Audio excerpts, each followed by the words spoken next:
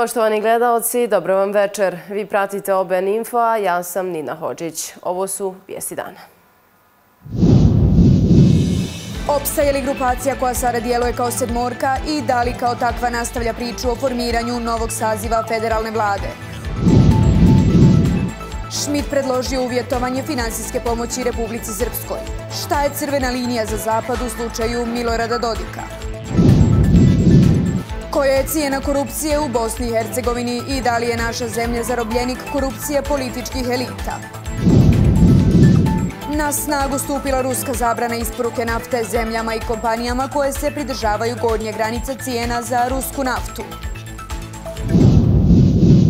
Stranke okupljene oko trojke potresa duboka kriza u međusobnim odnosima. Naime, lider SDP-a Nermin Nikšić izjavio je da pokret za nove generacije više nije dio osmorke. Do svega ovoga došlo je nakon što je SDP kao najjača stranka osmorke ostala bez jednog delegata u Državnom domu naroda, što pokazuje da su pojedini politički partneri izigrali dogovor. Opsa je li sama grupacija koja sada djeluje kao sedmorka i da li kao takva nastavlja priču o formiranju novog saziva federalne vlade? Nakon posljednjih turbulencija u okviru osmorke, a sada već sedmorke, pitanje je šta dalje. Kako će stranke okupljene oko Socijaldemokratske partije nastaviti svoj politički put? Da li će uspjeti napraviti vladu federacije ili ne, za sada je pitanje koje je bez odgovora. Nakon što su u petak izabrani državni delegati u Dom naroda parlamenta Bosne i Hercegovine, postavilo se pitanje daljeg odnosa unutar stranaka osmorke. Iz SDP-a već su poručili da oni smatraju da stranka za nove generacije nije više njihov partner, iako će ta stranka ostati sa drugim nekim strankama u partnerskom odnosu, pa sada već možemo govoriti o bloku 4x2, odnosno s jedne strane su stranke trojke SDP, naša stranka i NIP sa BH inicijativom Fuad Kasmović, a na drugoj strani su preostale stranke ZNG, PDA, NES i stranka za Bosnu i Hercegovinu. Koliko će uopšte biti moguće da te stranke u takvom kapacitetu i takvim međusobnim odnosima formiraju vladu Federacije Bosne i Hercegovine, za sada niko ne može tačno reći niti precizirati šta će se sve dešavati. Ono što je jasno je da postoje određene optužbe SDP-a prema drugim strankama, oni se osjećaju iznevjerenim i smatraju da stranka za nove generacije nije dobro postupila zato što je izabrala svog državnog delegata. Tačno je da SDP ima najbolji rezultat iz osmorke, međutim sami su krivi jer nisu procijenili dobro situaciju i nisu unaprijed postigli dogovore. Ono što je istakao predsjednik SDP-a Nermin Nikšić na jučerašnjoj preskonferenciji jeste da je postojao neki dogovor, recimo usmeni, a da nisu pismeno se obavezali da tako i postupe. Stoga krivicu ne može SDP tražiti samo u drugim partnerima, već i dijelom i u svom ponašanju. Ako je riječ već bila o povjerenju, onda bi to trebalo značiti da će se budući odnosi promijeniti. Da li će to utjecati i na vlast na državnom nivou, moglo bi se reći da neće, s obzirom da manji broj stranaka čini državnu vlast.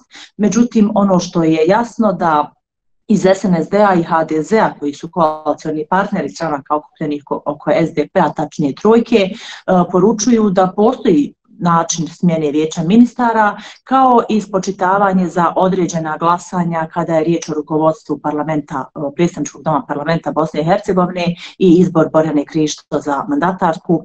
Iako je to vijeće ministara Bosne i Hercegovine potvrđeno, jasno je da postoje neka zamjeranja unutar koalicijalnih partnera. Kada je riječ o vladi federacije, sve će biti jasnije već naredne sedmice. Tada bi trebala biti objedinjena lista za rukovodstvo Federacije Bosne i Hercegovine, a zatim će sve zavisiti od unutrašnjeg dogovora izabranog rukovodstva, ko će biti predsjednik i dva potpredsjednika, a onda slijedi dogovor i o mandataru za sastav nove vlade Federacije Bosne i Hercegovine. Iz HDZ-a su optimisti, misle da bi to moglo biti riješeno narednih 20 dana, ali s obzirom da se kasnilo i sa uspostavom državne vlasti, pitanje je do kada ćemo zapravo gledati ovu novu, staru vladu Federacije u tehničkom mandatu. Moglo bi se desiti da određene stranke potraže pomoć i međunarodne zajednice, ali u ovom trenutku nema jasnog signala da je međunarodna zajednica spremna ponovo reagirati. Iako je predsjednik HDZ-a Dragan Čović protekle godine izjavio da se ta stranka neće odazivati pozivima SDA jer zato nema niti jednog razloga, jučer je ipak izjavio da njegove stranačke kolege sada razgovaraju sa predstavnicima stranke Demokratske akcije o formiranju federalne vlasti.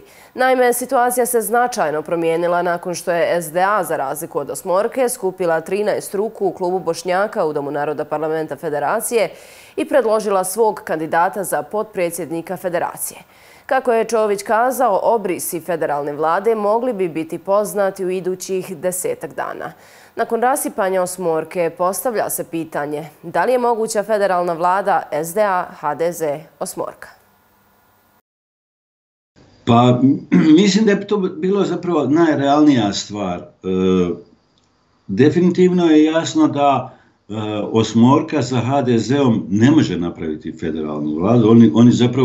Oni imaju problem u dva kluba, ne u jednom. Nije samo problem u bošnjačkom klubu, nego i u srpskom klubu. I u srpskom klubu SDP nema većinu, a osmorka zajedno nemaju većinu ni u bošnjačkom klubu, kao što znate.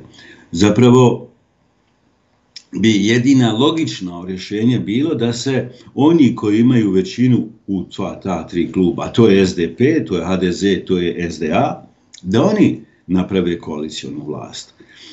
To pretpostavljam da će Nikšiću najveći otpor će pružati predsjednik SDP-a Nermin Nikšić, koji želi da bude prvi čovjek federacije. On je svjestan, ako on uspije eliminirati SDA, on će biti prvi čovjek u Bošnjaka i prvi čovjek federacije. Međutim, ako bude u vlasti zajedno sa SDA, on objektivno neće biti prvi čovjek, on će biti drugi čovjek, jer to premijersko mjesto po logici stvari, po brojevima pripada SDA-u, a ne SDA mora se to poštovati, volja naroda se mora poštovati, ima 2 puta više glasova nego SDP. To se zove neprincipijelna koalicija, znači ona se dešava negdje u Europi iznimno rijetko, jednom u 50 godina, jednom u 70 godina se dešava da pobjednik ne dobije šansu da formira vlast. Dakle, logično bi bilo sljedeće rješenje. Da se mandat da onoj partiji koja je osvojila najviše glasova da pokuša formirati vlast. Tako se radi u demokratskim zemljama. Visoki predstavnik u Bosni i Hercegovini Kristijan Šmit predložio je uvjetovanje finansijske pomoći Republici Srpskoj jer, kako je naveo, taj siromašni entitet neće moći opstati bez podrške iz inostranstva. Dok predsjednik Srbije Aleksandar Vučić traži način da izbjegne sankcije Zapada, istovremeno se ne zamjerajući ni s Rusijom Vladimira Putina, čelnik Republike Srpske Milorad Dodik još uvijek otvoreno podržava politiku Kremlja. Pređe li na koncu crvenu liniju zbog Dodikove politike, ispaštat će građani Republike Srpske. Na prvom mjestu taj entitet bi mogao biti pogođen ekonomskim sankcijama. Šta je crvena linija za Zapad u slučaju Milorada Dodika? Pa ja nisam siguran šta može biti shvaćeno kao crvena linija. Da li je to naprosto stanje u Bosni i Hercegovini i ponašanje, pa hajde evo recimo SNSD-a i gospodina Dodika unutar Bosne i Hercegovine, ili je to ova zaista, ne znam kako bi to nazvao, ludost i glupost sa dodjeljivanjem ordena Putinu, odnosno uopšte stav i Srbije i Republike Srpske na temu rata u Ukrajini. To su dvije različite stvari. Dakle, što se tiče ponašanja gospodina Dodika i SNSD-a unutar Bosne i Hercegovine, ja ne mislim da je tu, šta god ja lično mislio o toj politici, koliko ona bila racionalna, opravdana i tako dalje, ali potpuno je jasno da ona ima većinsku podršku naroda u Republici Srpskoj i to ne bi smjelo da bude nikakav uzrok za uvođenje bilo kakvih sankcija, naročito tako drastičnih sankcija kako je to gospodin Schmidt rekao. Mislim, mi načelno treba da budemo protiv toga svi. Ja sam izrazito protiv toga da neki čovjek koji dolazi sa strane, dakle van Bosne i Hercegovine, pri tome upitnog legitimiteta, može na takav način da tretira izabrane predstavnike bilo koga. Dakle, kritiku gospodina Dodika i njegovo osporavanje može da da samo njegovi glasači, odnosno ljudi koji su ga izabrali, kao što je to i slučaj i sa HDZ-om i sa predstavnicima Bošnjaka i uopšte bilo gdje u normalnom i civilizovanom svijetu. Druga stvar, međutim, potpuno druga stvar je ovo vezano za Rusiju i rat u Ukrajini. Dakle, ovdje imamo jedan klasičan slučaj ilegalne agresije, dakle jednog divljačkog napada na Rusije na Ukrajinu, pri čemu su prekršene sve i formalne i neformalne norme međunarodnog prava, ja bih rekao i elementarnog morala i etike, i stajati na strani neutralnosti tu je istoznačno kao i identifikovati se sa agresorom i okupatorom.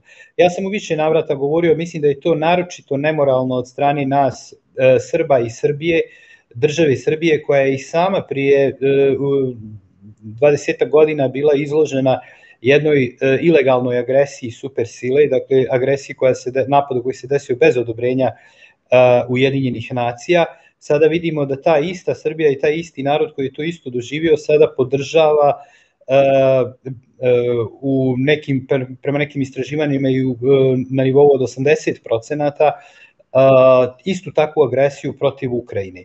Ponašanje naših predstavnika i Srbije i Republike Srpske prema ratu u Ukrajini je potpuno pogrešno i to može biti uzrok neke vrste reakcije od strane međunarodne zajednice, bar ove evropske i anglosaksonske. Dakle, naprosto, ako niste u situaciji da zauzmete stav sa nama, da uskladite politike sa nama, onda ne želimo s vama ni da razgovaramo o drugim pitanjima, poput recimo ekonomije. Prema najnovijim podacima, korupcija nas i dalje izjeda, no sada čini se više nego ikada. Prvi smo u regiji, treći u Evropi, a ispred nas su samo Rusija i Ukrajina, zemlje koje su u ratnom sukobu. S druge strane, najtransparentnije države svijeta u prošloj godini su Danska, Finska i Novi Zeland. Koji je recept za borbu protiv korupcije?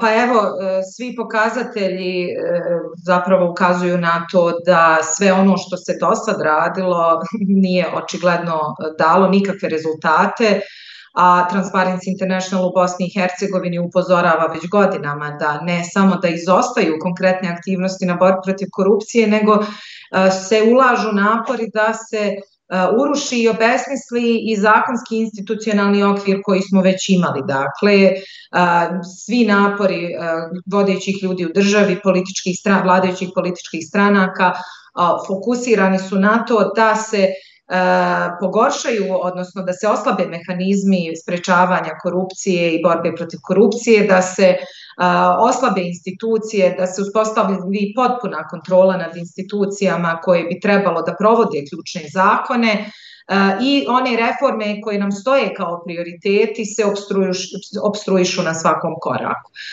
I to je na kraju vidljivo time što Bosna i Hercegovina je dostigla najgoru poziciju od 2012. godine od kada se mjeri indeks percepcije korupcije po ovoj metodologiji i najgora je u regionu, najviše je nazadovala i na globalnom nivou je u izvještaju istaknuta kao jedna od zemalja koje najviše nazaduju. Recept je vrlo jasan i prioriteti su naglašeni već odavno, međutim problem je u tome što lideri političkih stranaka, nosioci izvršne i zakonodavne vlasti u Bosni i Hercegovini jednostavno ne žele provesti ključne reforme s obzirom na to da se to kosi i da utiče direktno na njihove lične što političke, što finansijske i ostale interese, a sa druge strane imamo evo i upozorenja na globalnom nivou gdje je ove godine u izvještaju Transparency International posebno istaknuta ta poveznica između organizovanog kriminala i korupcije, odnosno da nivo organizovanog kriminala u državama, posebno su istaknute zemlje Zapadnog Balkana, direktno slabi institucije, direktno utiče na rad institucija koje bi trebalo da budu prva brana korupcije, odnosno koje bi trebalo da istražuju i procesuiraju korupciju. Zbog raširene sistemske korupcije, Bosna i Hercegovina plaća izuzetno visoku cijenu koja se oslikava i kroz masovni egzodus stanovništva sa ovih prostora. Koja je zapravo cijena korupcije u Bosni i Hercegovini i da li je naša zemlja zarobljenik korupcije političkih elita? Bosna i Hercegovina je apsolutno zarobljena korupcijom i zemlja koja je prema posljednjem istraživanju Transparency International o tome kako građani gledaju i percipiraju korupciju najgora u Evropi. Ako izuzmemo Rusiju i Ukrajinu, ali to su dvije zemlje koje su trenutno u ratu i zaista ne bi trebale biti bilo kakav primjer za poređenje. Bosna i Hercegovina je uspjela u tome da svaki dio društva na određen način bude korumpiran i da korupcija bude toliko prisutna da postaje jedan od glavnih faktora zašto ljudi osjećaju da njihov život u ovoj državi nije dovoljno dobar. Jedan od glavnih faktora zašto mladi se odlučuju da odu jer ta korupcija im ne daje dovoljno prilike i dovoljno ravnopravnosti prema drugima. Jednostavno osjećaju da šta god oni uradili, ta korupcija će biti tolika da im neće moći omogućiti da normalno žive. Korupcija koja je napravljena ovdje, koja je skrivena iza raznih nacionalizama koje mi imamo, nas košta osim tog osjećaja i na stotine miliona maraka koje izgubimo godišnje, koje odu u privatne džepove funkcionera, raznih službenika. Rekao bi da se najviše gubi kroz javne nabavke, jer javne nabavke su način trošenja novca, osim što plaćate plate ili neki vanjski dug. Najviše novca ostane u javnim nabavkama, to je između 2 i 4 milijarde maraka svake godine i sve procjene koje imamo istraživanje pokazuju da se stotine miliona izgube kroz korupciju u javnim nabavkama. Zaista je postalo alarmantno na koji način se gleda korupcija u Bosni i Hercegovini i dodatni problem imamo što ne postoji skoro nikakvo procesuiranje visoke korupcije. Mi smo prošle godine imali samo 2 optužnice Državnog tužilaštva za visoku korupciju. Državno tužilaštvo se uglavnom bavi graničnim policajcima koji uzmu 20 ili 50 eura i vidimo jedan zaista sindrom cijeli nekažnjivosti da vi što ste više, to su manje šanse da ćete biti procesuirani, što je korupcija veća novčano, to je stvarno vrlo mala šansa da će tužilaštvo doći do vas ili će sve to trajati jako, jako dugo. I taj osjećaj koji korupcija stvara, ponavljam, toliko stvara beznadežnost kod ljudi da moramo poduzeti nešto vrlo brzo, inače će taj osjećaj koji imamo toliko prevladati da će ljudi jednostavno vjerovati da se to više ne može ispraviti. Ruska zabrana isporuke nafte zemljama i kompanijama koje se pridržavaju gornje granice cijena za rusku naftu koju su uvele zapadne zemlje stupila je danas na snagu. Uredbom koju je potpisao predsjednik Vladimir Putin zabranjuje se isporuka sirove nafte i naftnih derivata u svim fazama ako se ugovori direktno ili indirektno pridržavaju gornje granice cijena. Početkom decembra G7, Europska unija i Australija dogovorili su se o ograničenju cijene ruske sirove nafte na $60 po barelu kao odgovor na rat Moskve protiv Ukrajine. Ruska zabrana će ostati na snazi 5 mjeseci uz izuzetke na osnovu posebnog ovlaštenja predsjednika. Sjedinjene države pripremaju više od $2 milijarde vrijednu vojnu pomoć za Ukrajinu, za koju se očekuje da će po prvi put uključivati rakete većeg dometa, kao i drugo streljivo i oružje. Nedavno su evropske zemlje odlučile poslati Ukrajini tenkove. Šta će tenkovi i nova vrijedna vojna pomoć omogućiti Ukrajini u narednom periodu rata? Pa pazite, pitanje oko tenkova je pitanje koje postaje malo klišeizirano, kako u stručnoj, tako i u nestručnoj javnosti. I bitno je istaći da tenkovi zaista jesu značajni.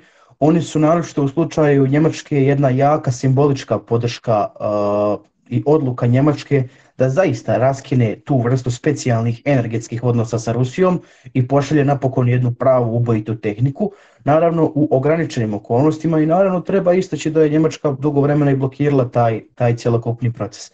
Kad govorimo o donaciji tenkova, treba istaći nekoliko krucijalnih stvari. Dakle, pitanje obuke tenkista. Dakle, prve posade tenkista za britanske Challengere tek su prekjučer otputovali u Veliku Britaniju.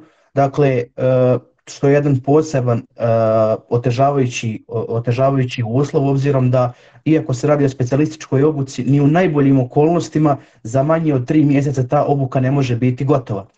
Dodatno, još uvijek se spekulira o potpunom broju tenkova koliko se šalje. Mi znamo da je potvrđeno 14 britanskih Challengera, 31 američki Abrams M1, potvrđeno je također i 14 poljskih Abramsa i oko 14 osnovnih i 14 dodatnih Leoparda 2A4 iz Njemačke. Podrška u vidu tenkova je značajna u onoj mjeri u kojoj mjeri onoliko koliko budu dostupna borbena vozila pješadije. Jer pravi naglasak mehaniziranih jedinica i oklopno mehaniziranih jedinica jeste na onome što prati tenkove. Tenkove prate borbena vozila pješadije, borbena oklopna vozila i samohodna artiljerija.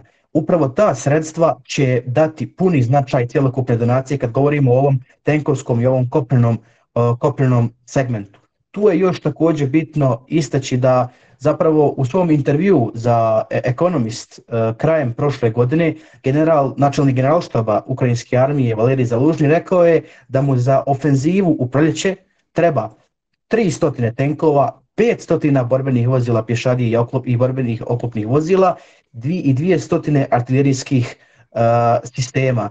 Teško da će biti moguće doći do 300 tenkova, a još teže o 500 borbenih vozila pješadije. Tako da u svim uslovima Ukrajine bit će veoma teško udovoljiti. Sad dolazimo do ovog drugog dijela u kojem ste me pitali za raketne sisteme, odnosno za sistem GLSM za HIMARS. Dakle, HIMARS će sa novim raketama dobiti domet i do 150 km. Naravno, mi kad govorimo o tom paketnom, dakle, bitno je pojasniti za gledatelje, sistem HIMARS je sistem paketno-modularnog raketnog koncepta, dakle koncept prema kojem vi iz istog oruđa imate pakete sa raketama od 40, 60, 80, 150, 120 pa i 300 ATCMS balističkim već raketama. I sad ključno pitanje je zapravo strateško pitanje, dakle da je Pentagon zvanično prelomio da treba poslati rakete koje već ulaze u sferu balističkih raketa, koje će u dometu do 150 km moći pokriti cijelokupnu graničnu teritoriju Ukrajine, da bi čak na nekim dijelovima mogli i doseći i teritoriju Ruske federacije, što jeste jedna vrsta dodatne eskalacije. I to je ono što trebamo istaći također, da i ova slanje tenkova i slanje novog paketa naoružanja koji uključuje ove rakete koje su zaista superiorne spram svega onoga što Ukrajina trenutno posjeduje i starih oni OTR točka balističkih raketa kakvog dometa, zapravo ide se u dodatnu eskalaciju. Sve ove donacije zapravo samo produžuju rat, prolongiraju ga i dižu ga na jedan viši nivo, iako je trenutno poprilično zatišje između obje strane, iako imamo u određenim dijelovima se izvode borbena dejstva oko određenih gradova i regija, ali uglavnom sada dominiraju artiljerijski dueli sa obje strane. Bilo bi to sve u večerašnjem izdanju OBN Info. U nastavku slijede serije Melek, Balkanska priča, Siročad i Amanet. Hvala vam na ukazanom povjerenju i do gledanja.